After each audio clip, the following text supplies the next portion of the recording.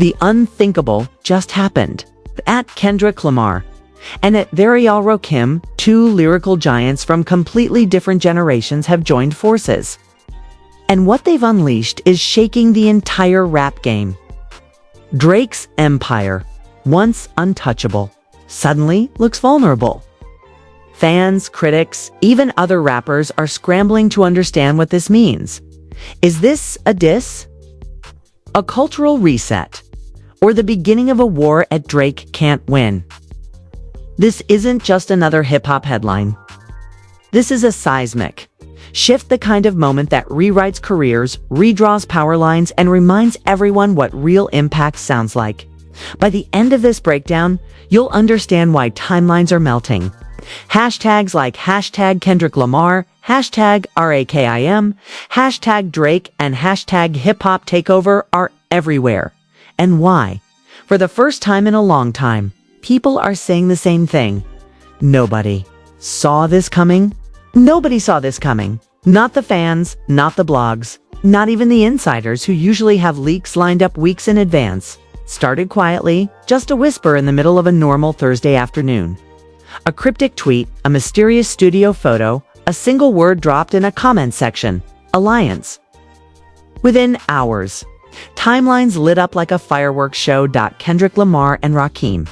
Two names that carry an almost mythical weight in hip-hop.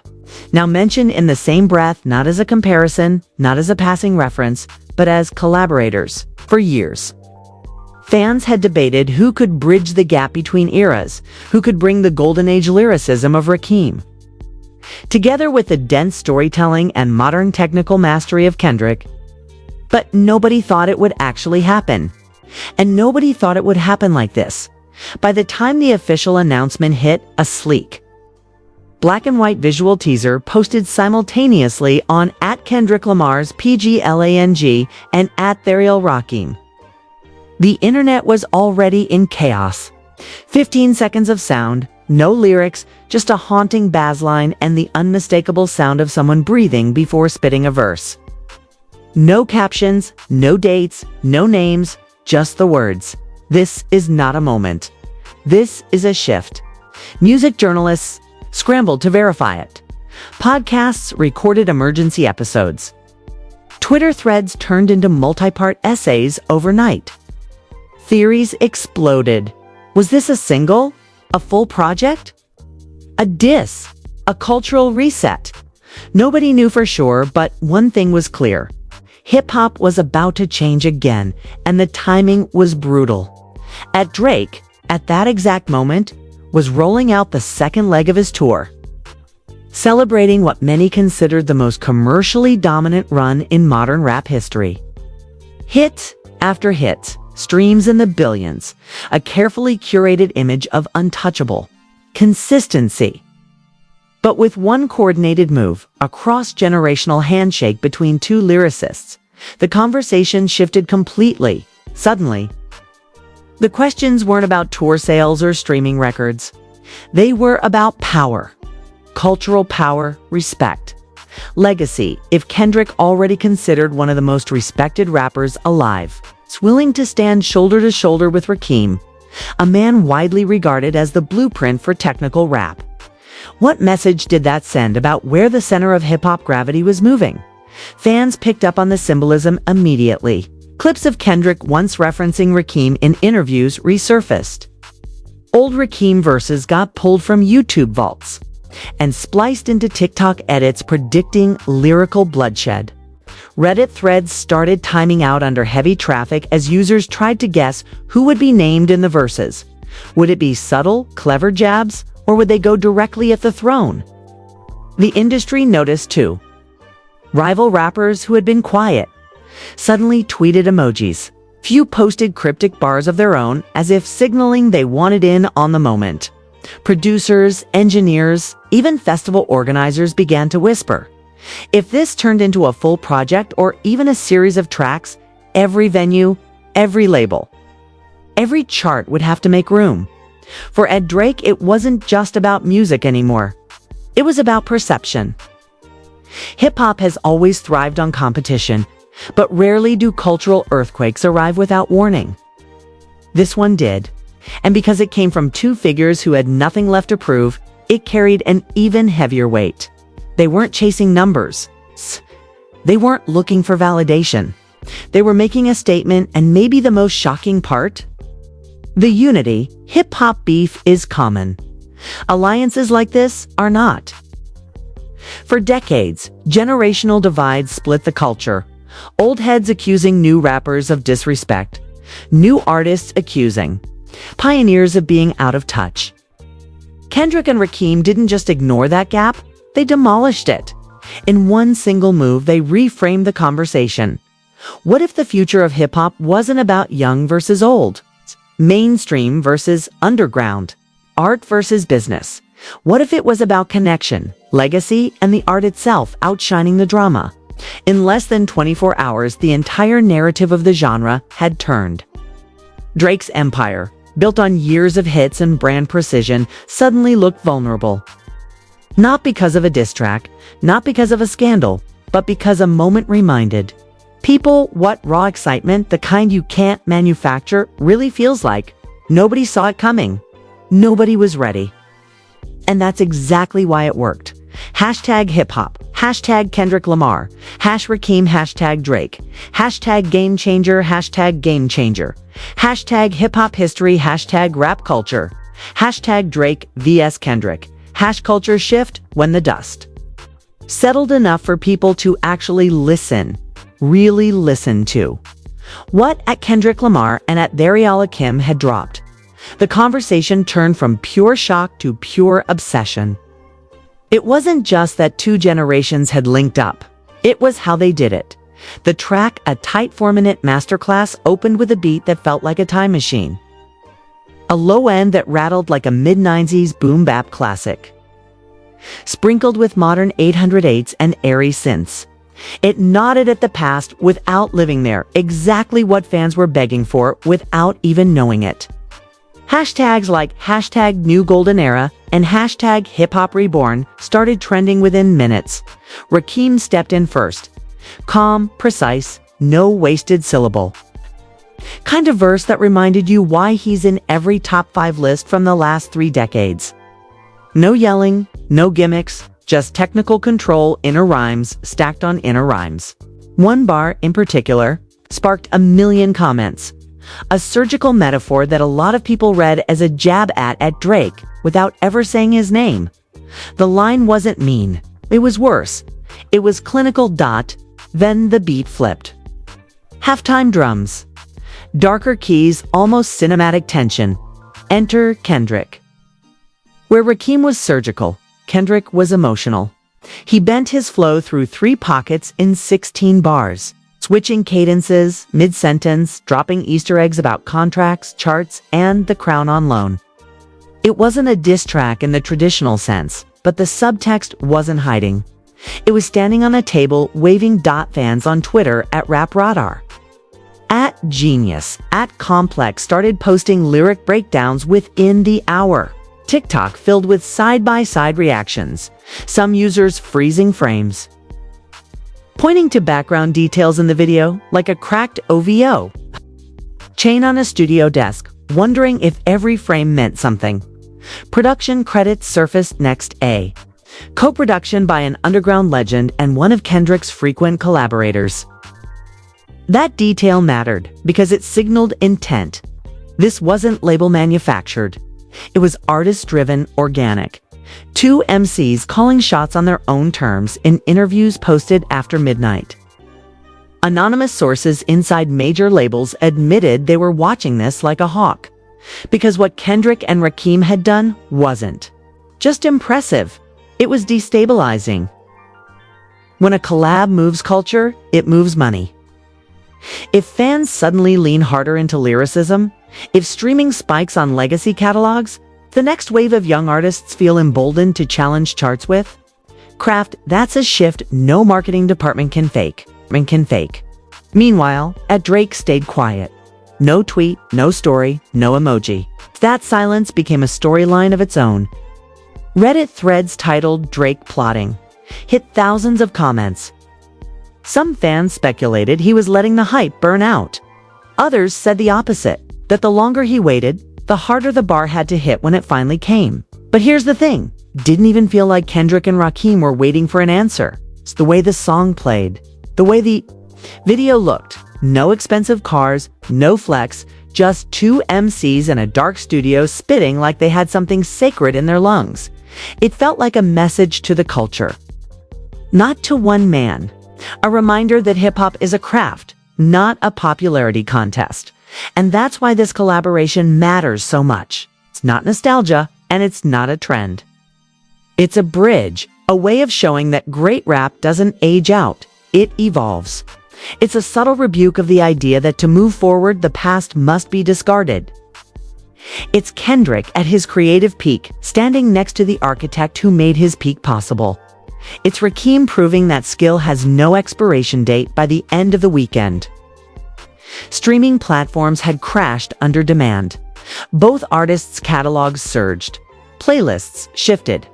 Radio DJs started slotting the track between current club bangers, and it didn't sound out of place. It sounded like the bar just moved. Again, in somewhere. In studios across the country, rappers stared at their notebooks a little longer. Producers dug through crates a little deeper, and hip-hop fans remembered why they fell in love with this. Music in the first place. Hashtag Kendrick Lamar. Hashtag RAKIM. Hashtag Drake. Hashtag Drake. Hashtag Rap News. Hashtag Culture Shift. Hashtag Hip Hop Reborn. Hashtag Bars Matter. Hashtag Drake. Watch for the last decade. And Drake hasn't just been a rapper, he's been a system. Albums, singles, features, tours, brand deals, memes, even sports and TV. All of it built a towering empire that looked too big to touch. You couldn't open a chart without seeing his name. Couldn't walk into a club without hearing.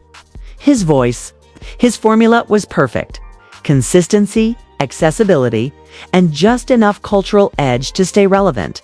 But even the strongest walls have hairline cracks. And what Ed Kendrick Lamar and Ethereal Rakim just didn't hammer at the walls. It found the weak points, the places where artistry outweighs algorithms, where respect matters more than reach, where the culture itself decides what counts. The first crack. Credibility fatigue. Fans have loved Drake for the vibe, the versatility, the hooks.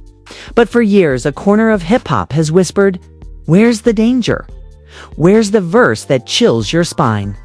Kendrick and Rakim didn't whisper. They showed what it sounds like when technical mastery meets cultural weight.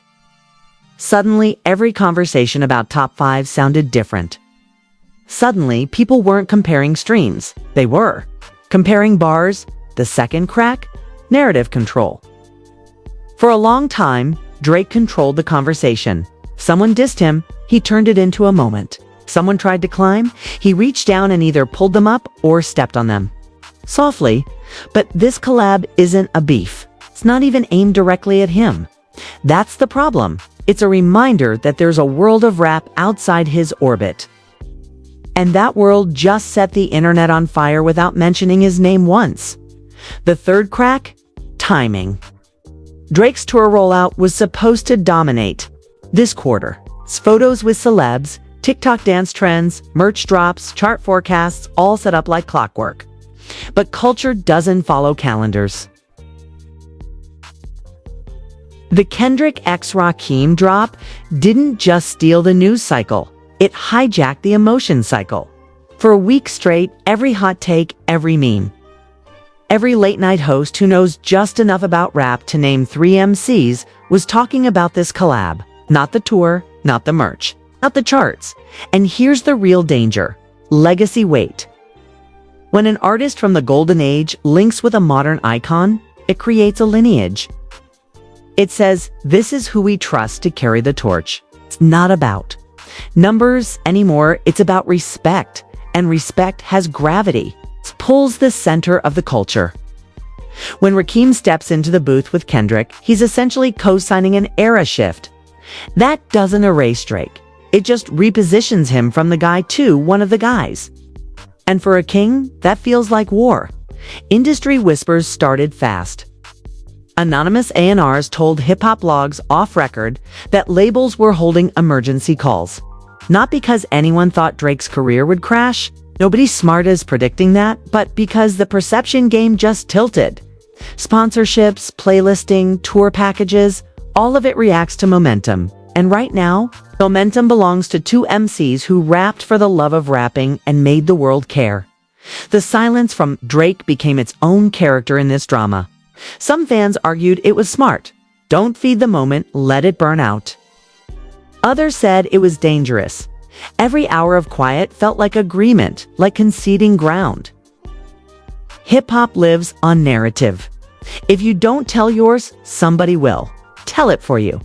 Meanwhile, hashtag Drake vs Kendrick started trending not because there was a beef, but because fans couldn't stop comparing them.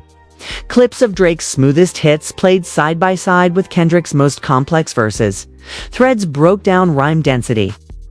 TikTok split-screened God's Plan with Rakim's vintage freestyles. None of it was malicious. All of it was magnetic. The culture was enjoying the clash even without a single diss. And that's the scariest part for any empire. When the crowd finds a new thrill, loyalty becomes curiosity. Curiosity becomes distraction, and distraction becomes opportunity for somebody else. Drake still has the numbers, the infrastructure, the reach. But culture is a mood, and right now, the mood belongs to a Compton poet and a Long Island architect of rhyme who just reminded everybody why they fell in love with hip-hop in the first place. Nobody's saying it's over. But for the first time in a long time, people are saying maybe it's not invincible. Maybe the crown really can move.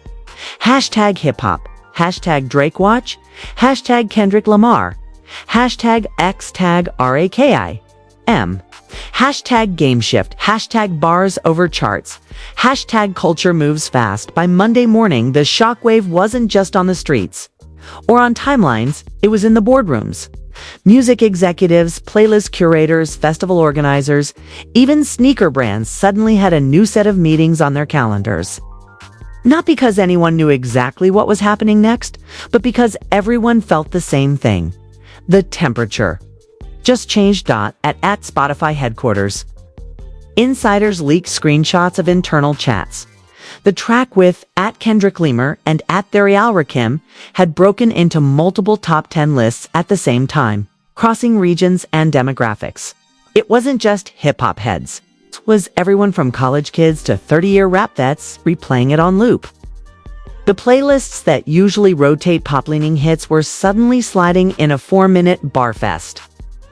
That doesn't happen unless people are demanding it. At Apple Music quietly pushed a Legacy X Future feature page. Tidal started running think pieces alongside the stream. Even at YouTube Music changed their banner subtle, but the message was clear. This wasn't just a song. This was an event. Radio moved next. At Hot 97, at Power 106 LA, at Shade 45, even stations in markets that rarely go deep on lyricism started spinning the record hourly. Not because they were told to, but because callers kept asking.